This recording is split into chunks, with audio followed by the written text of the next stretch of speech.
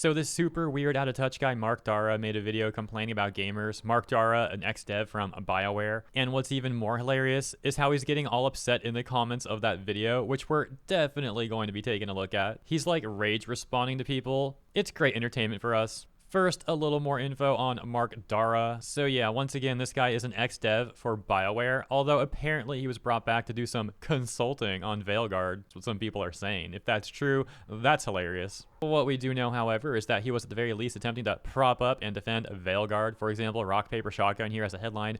Bioware's Mark Darrah thinks Veilguard's the first Dragon Age where the combat's actually fun. What I see in Veilguard is a game that finally bridges the gap. Oh, and you know what? Here's some more information on the whole Veilguard consulting thing. Games Radar had wrote, former Dragon Age boss now consulting on the Veilguard. No way. Says the RPG really is the best Dragon Age game that I've ever played. Yeah, so that's the sort of dude we're talking about. Subtext reading. Mark Darrah has high praise for BioWare's latest. And apparently this dude is a BioWare veteran. How can this dude just like tarnish BioWare's legacy like this? Oh, it's the best Dragon Age game ever. It's so great. To BioWare's credit, they did used to make good games. The frick is this guy doing? Acting like, oh, Veilguard's the best EA game. BioWare's better than ever. Dudes like this are just complete sellouts. Trying to sell out to the modern audience corpos out there and all that. Yeah, it's pathetic. So that takes us to the current news with this guy. PC Gamer making this tweet that says, BioWare veteran calls out the cruelty of fans celebrating layoffs, saying, you are crossing a line, and you're probably attacking the wrong person anyway. The source for this quote is, as mentioned, a video he made, which is on his channel, and we're going to take a look at a portion of that video. I've already watched the full thing twice myself, and I'm just going to summarize the great majority of the video, which is simply that the middle part of the video, he's essentially just making excuses for bad game devs. And the latter part of the video, he's essentially trying to dictate who gamers are allowed to criticize and who they're not allowed to criticize. There's also a prevalent recurring theme in his video, which is he doesn't actually use the word criticize. He doesn't want to admit that gamers have fair critiques for these corporations and these devs. No, instead he phrases it specifically as gamers attacking and complaining. And I don't think that's coincidence. I think there's one of two things going on here. Either he's intentionally phrasing it that way, or he's subconsciously phrasing it that way. Either thing leading to the conclusion that he clearly doesn't think gamers are really valid to criticize these corpos, and he's just trying to play cover for them. But yeah, that's not going well because gamers are seeing right through his nonsense and calling him out, which as mentioned, he's getting upset about in his own comment section. All that said, now I'm going to play a portion of his video for you because while I could summarize this part too, it's just especially amusing what he says here, so enjoy. Did you read the title? Did it say something like your $70 doesn't buy you cruelty? Well, that's what we're going to talk about today. The fact that you bought a game that you didn't like doesn't give you the right to be cruel or unkind to the people that developed that game. Now, I'm going to be clear about something. I'm not saying that you have to like the thing you bought. I'm not saying even that you aren't allowed to complain about the thing you bought. You can have whatever opinion that you feel like towards a game. Even if that opinion is stupid and wrong, you are entitled to that opinion. And to some degree, you're entitled to express that opinion to the corporation, to the video game studio that created this game that you bought. You paid 70 of your own dollars for this game and it disappointed you. And you're angry about that. That is fine. You are entitled to be angry about it. And you're entitled to express that anger in certain channels. If you are mad at that Ubisoft game, be mad at Ubisoft. Express your anger to Ubisoft or to the studio that made the game. But you cross a line when you start being cruel about it. So why am I saying you don't get to be cruel because you spent $70? Let's walk through it. 1, you shouldn't be cruel at all. What are you doing? It's a video game. You don't need to go out of your way to cause harm to other people because of a video game that you don't like. Okay, so yeah, cruel. He goes off about being cruel and never really defines what he means by cruel. Chances are that's something he would use to fit his own meaning whenever it's convenient for him to defend corpos. And okay, here's a question, bruh. Why do these giant corporations get to be cruel to gamers? trying to take our money, charge us $70 for their AAA slop, oftentimes promising features that are not even there, and releasing games that are far too buggy than they should be at release. Sometimes essentially using players as their own beta testers without properly disclosing that that's even what they're doing. It's an extremely shady and corrupt industry. You don't see this guy advocating for gamers to get refunds on these slop games. No, instead he's just trying to dictate how gamers are allowed to respond when these corporations try and swindle people out of their money. And of course I understand that they're not literally forcing someone to buy their game. They don't like threaten them to buy the game or else. But as mentioned, a lot of the time these corporations are very dishonest in how they're presenting their game as if it's a complete product, when a lot of the time these AAA games really aren't. If you feel like you need to focus it down onto an actual human being, I mean, that's really sad. I'm sorry. That's very sad. And hopefully you can grow beyond that. But I will give you a couple of outlets.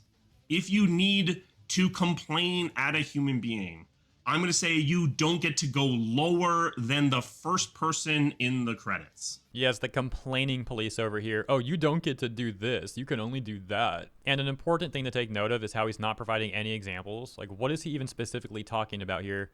I don't generally see gamers going after like specific people who worked on a game unless those people went out of their way to attack gamers first. For example, we have seen devs at certain companies, certain devs, literally making inflammatory statements that target gamers with hostility, in which case, obviously, yeah, the gamers that see that may very well respond to it, and they're allowed to do that. Or in other circumstances, when we've seen devs, for example, some of the Veilguard devs, who very obviously put in like self-insert slop into the game, which we also directly see negatively impacted the game.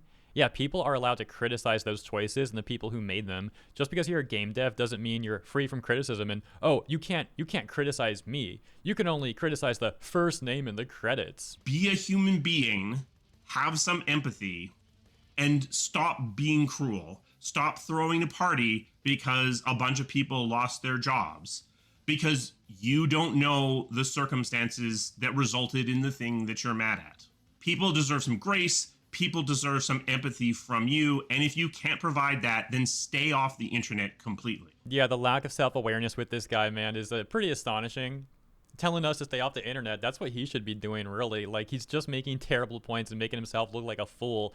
And again, like I mentioned multiple times, it only gets worse in his own comment section. We're almost there, by the way. And there's two more points I'll bring up really quick. It shouldn't be surprising when people celebrate some of these companies going through layoffs after these companies have been very predatory towards gamers, and or they have people working at those companies that have made public statements showing hostility to gamers. Quite literally, you can argue that with these companies going through layoffs, the industry is actually healing. The final point is that it comes off really hollow when he's pretending to care about people that get laid off. He's unwilling to criticize the devs who are factually bringing these studios down, which very well may result in a game underperforming and then everyone getting laid off. And I'm using everyone a bit facetiously here, but you know, a massive number of people. If he really didn't want layoffs to happen, then he shouldn't be upset when gamers find people responsible for dragging these games down and then criticizing the bad work that they do. That bad work can directly lead to the game underperforming and then, surprise, layoffs. But nah, instead he's ardently defending these people for some reason. Anyways, let me know what you think about that stuff. Now on to the comments.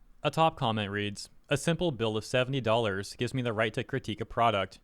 And Mark responds with this really weird comment that says, "Watch the video, dislike something, express that dislike to the studio, but why are you crawling into someone's personal social media feed? If you need a human, look at the first few names in the credits." We can then see a user questioning how Mark knows that person is even doing what he's accusing him of, to which someone else points out that he really doesn't. As it turns out, that comment that Mark left is one that he's been copy-pasting all over the comment section. I find this particularly amusing because he tries to say to act like a human being in his video, but he comes off like some kind of robot. Like, it comes off very fake.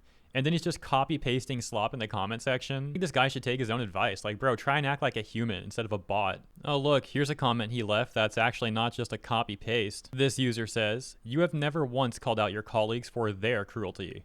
And Mark says, "Nope. Yeah, it's not a copy-paste, but it's still definitely not helping his case." This user says, "Studios, attack the gamers. Gamers, retaliate. Studios, shocked Pikachu face." And Mark Darrah is back with his copy-paste nonsense. We can see another example of that right here. where this person says, quote unquote, don't ask questions, just consume product and wait for next product. And there's Mark's typical copy paste response. There's plenty more examples of him doing this, but I'm sure you get the point. Interestingly enough, this comment reads, you know what, credit where credit's due. The comment section is not turned off. And Mark says, not yet. All this goes back to what I said earlier about how I don't think this guy genuinely does care about the industry. He seems intent on defending certain people from criticism. I think we all know who those certain people probably are. Because even just taking a look at his video and his actions in the comment section, he's only giving gamers even more reasons to despise the AAA industry. Lastly, let's take a look at this exchange where a user says, I guess devs can be cruel for years, and the second it happens back to them, the gamers are the bad guys, and the devs are all of a sudden the victim. Right. Mark says, ideally we would see decorum from everyone. But people point out how he doesn't seem to really stand by that at all. The next response saying, that was of no priority to you in this video. And indeed, he never mentioned that at all. Instead, he was trying to frame all the critiques from gamers as attacks and unjust complaining, and mentioning nothing of the awful behavior we've seen from numerous devs in the industry. The next response reads, people didn't when it was one-sided for the last decade. Too late to do a 180 and say people should now, when the other side has the upper hand. Western AAA games have been terrible for value for the longest time, and there's no reason to buy them over indie or Eastern developed games. And then this response says, so where's your video about game dev cruelty, Mark? Where's your article about that? What a snake. It's much more cruel to be an executive producer who pushes for or allows all the elements that were guaranteed to get everyone working under you laid off. Hey, that's kind of similar to what I mentioned earlier and how it comes off like Mark is very disingenuous. But continuing, the user says, the team's well-being was your responsibility as far as game production goes. Unless you're telling me that EA was pushing all those undesirable elements, and you'd like to tell us that. But you probably weren't even one to rein your more belligerent coworkers in, let alone keep their sales-killing agendas out of the product. You know what, I'll read one more comment right here, this one that says, realistically, we see attacks from devs. You need to get comfortable with the fact that you're not a victim. All in all, I think the people in the responses did a great job of responding to Mark and pointing out the issues with the pathetic arguments that he attempted to make. Once again, let me know what you think about all of this stuff in the comments here. And if you enjoyed my coverage, please consider liking and or subscribing. Appreciate ya. Have a great weekend ahead, and I'll see you in the next one.